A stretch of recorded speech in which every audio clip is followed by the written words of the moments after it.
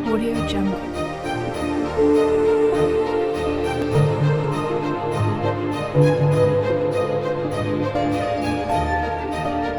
Audio Jungle.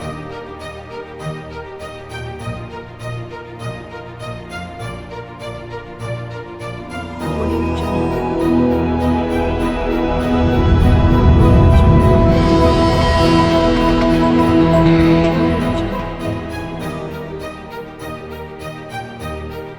आउज़ुबिल्लाहिमिनश्शैतानिर्रजीम बिस्मिल्लाहिर्रहमानिर्रहीम। मुझे कहते तसव्वुर मलिक एक बार फिर आपके सामने हूँ और बात करूँगी दोबारा से रोमानिया को एक बार फिर से लोकेट कर रही हूँ और साथ में रोमानिया के साथ साथ अल्बानिया को भी कर रही हूँ।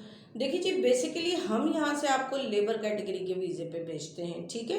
लेबर कैटेगरी में आप वहाँ जाके फोरमैन लग जाएं, आप वहाँ जाके किसी एयर डक्टिंग में चले जाएं, आप वहाँ जाके प्लम्बरी में चले जाएं, मेसन में चले जाएं, टाइल फिक्सिंग में चले जाएं, इलेक्ट्रिशियन में चले जाएं।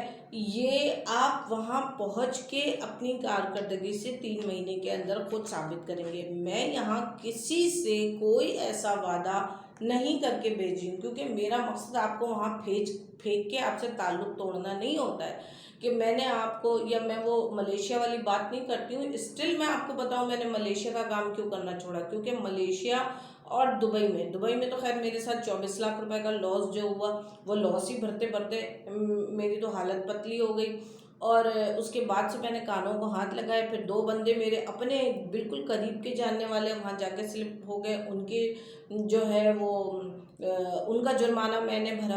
तो मैंने तो दुबई के लिए यूं करके हाथ जोड़ लिए, मैंने कहा अब नहीं करना। अब आ जाइए मलेशिया की तरफ। मलेशिया का मैंने अनगिनत काम किया, लेकिन मलेशिया में यही होता है जी, वहाँ पहुँचने के बाद जी कंपनी में वादा इतने रियाल का इतने रिंगट का हुआ था, ये रिंगट मिल रही है, काम ये कहा था वो करवा रहे हैं, ऐसा हुआ था वैसा कर रहे हैं। यहाँ यूरोप में मैं बिल्कुल देखिए बहुत दानिस्ता तरीके से आके बता रही हूँ, मतलब इसमें कोई शक शुबे की गुंजाइश नहीं है। हम यहाँ से आपको जर्नल हेल्पर, जर्नल वर्कर, यानी किसी भी मजदूर का, किसी भी फोरमैन का, किसी भी सुपरवाइजर का एक वर्कर बना के भेज रहे हैं, ठीक है। क्योंकि मेन जो जो इसमें यूरोप जाने का मतलब होता है वो ये होता है, ये भी बात मैं कई वीडियोस में खोल के बता चुकी हूँ कि लोगों को टीआरसी और मतलब होती है उस वर्क परमिट से, उसके बाद उनका कोई ना कोई अजीज रिश्तेदार मिलने वाला, गर्लफ्रेंड, बॉयफ्रेंड, सास ससुर, नन, देवर, जेठ जेठानी, वट एवर एनी वन, उनको वहां से कैरी करके खुद ही इलीगल ले जाता है। और यूरोप में किसी की फिक्र नहीं है, किसी को फिक्र नहीं है कि आप उसके यहाँ काम लग के कर रहे हैं या नहीं कर रहे हैं। हाँ, 3 4 5 6 महीना वहाँ इसलिए करना पड़ता है कि आपको टीआरसी मिलती है, वो वर्क परमिट मिलते हैं। 2 साल का एक्सटेंडेबल वर्क परमिट है रोमानिया का, 2 साल का एक्सटेंडेबल टीआरसी है। आपकी मर्जी है। वहाँ देखिए कंपनीज वहाँ आपको देगी उसी करेंसी में, ज़्यादातर जो तनख्वाह मिलती है वो उसी करेंसी में मिलती है, ठीक है। लेकिन उसको हम यूरो और डॉलर में कन्वर्ट करके उसकी मालियत बताते हैं, तो वहाँ की सैलरी स्टार्ट ही जो है वो पाकिस्तानी 1.25 लाख रुपए से होती है, ठीक है। पाकिस्तानी 1.25 लाख रुपए आपकी बेसिक सैलरी होगी, उसके बाद रिहाइश, खाना पीना बजिमा कंपनी, मेडिकल, इंश्योरेंस सब कुछ कंपनी के साथ होता है। वो हरगिज़ भी आपके सऊदी नहीं है जो आपका पासपोर्ट रखेंगे। डिमांड मेरे पास अभी मौजूद है, इसलिए जितनी जल्दी हो सकता है ख़ुद को इनरोल करा लीजिए। जो पैसे मैं आपसे लूँगी उसका मैं स्टैंप लिख के दूँगी, बाकी जो बड़ी तमाम पेमेंट जो है वो आपका इस्लामाबाद के मेडिकल सेंटर से मेडिकल इंस्टीट्यूट से मेडिकल, उसके बाद प्रोटेक्टर और वीज़ा रिसीव करने के बाद ही लिया जाएगा। उसका स्टाम्प आपने मुझे लिख के देना है और चेक आपने रखवाना है, ठीक है भाई। अब इतनी बार मैंने एक बात को समझाया, मेरे ख्याल से मोटी अकल वाले को भी ये बात समझ में आ गई होगी। अब जब हाथ से डिमांड निकल जाएगी तब आप लोग आंखें मलते हुए जागेंगे और मेरे पीछे दौड़ेंगे कि हाँ मैडम मुझे ये दे दीजिए, हाँ मैडम मुझे वो दे दीजिए। अल्बानिया का मैंने आपको बता दिया। बहुत सारे लोगों के जहन में ये कॉन्सेप्ट होता है, हालांकि अल्बानिया में अगर आप कदम जमा के कुछ अर्सा काम कर लें तो अल्बानिया में आपको सहूलत है।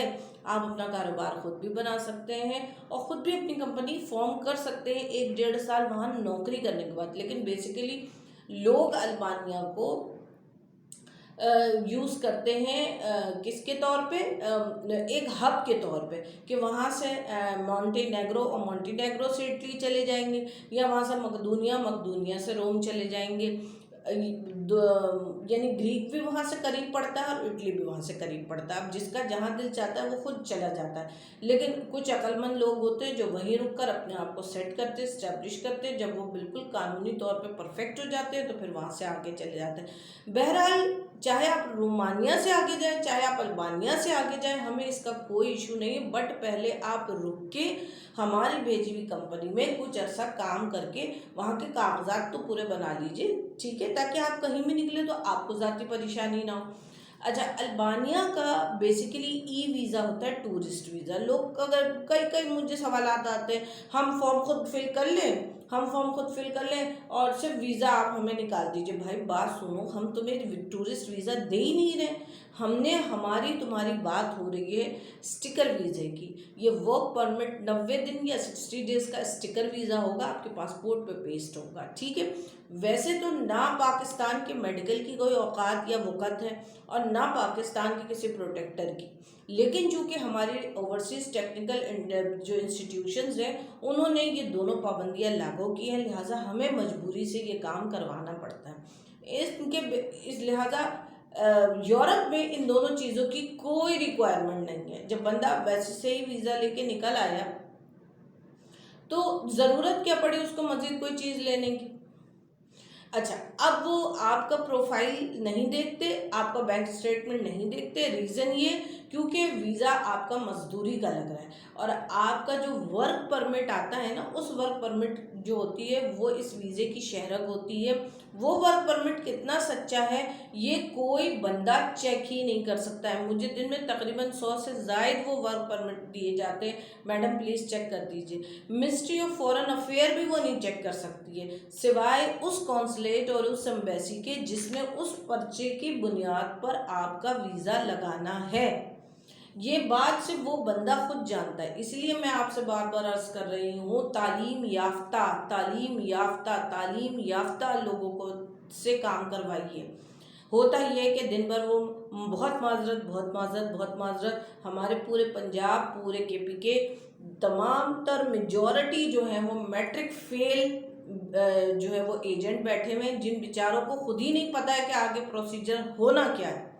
किसी को कुछ नहीं पता आगे प्रोसीजर क्या होता है।